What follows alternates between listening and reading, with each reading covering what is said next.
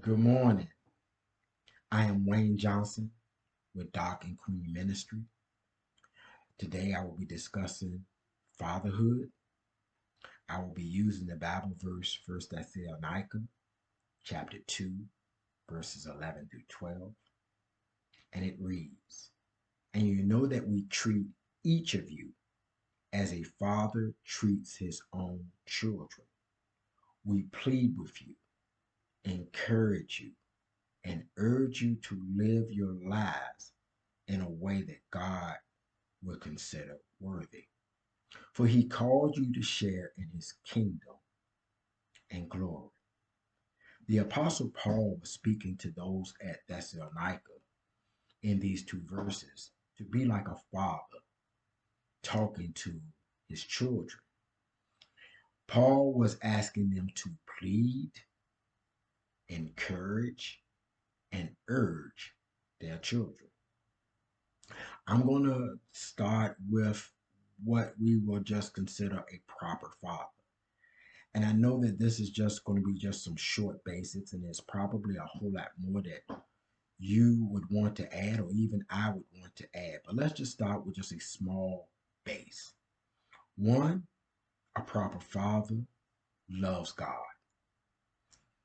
Second, a proper father loves himself. And the third and fourth one is that he loves his mother and he loves his mother of the children that he's had with her. Plead.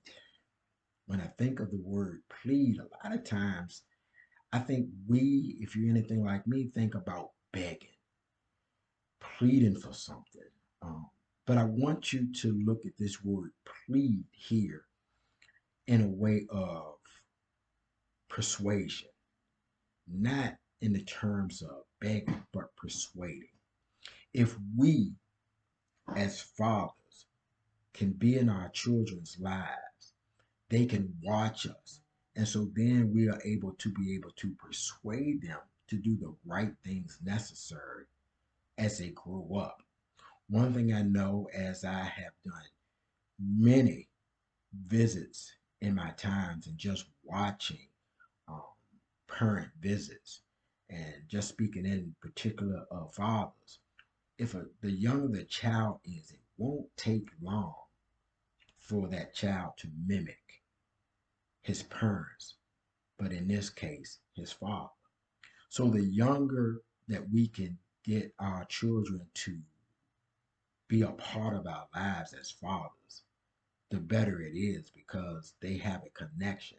But the longer it takes, just think of a kid who may be 8 years old or older, just seeing their father for the first time because he wasn't there. It's going to take some time for it to build. But when a kid is 1, 2 years old and even younger, and that father has been in their life, it doesn't take quite as long for the father to be able to persuade, i.e., plead with his child. We want to continue to encourage. And when I mean encourage, I mean give our kids a confident boost. Paul was instructing these believers at Thessalonica to be encouraged. He was trying to boost their self esteem. Also, the Apostle Paul was urging, he wanted to influence.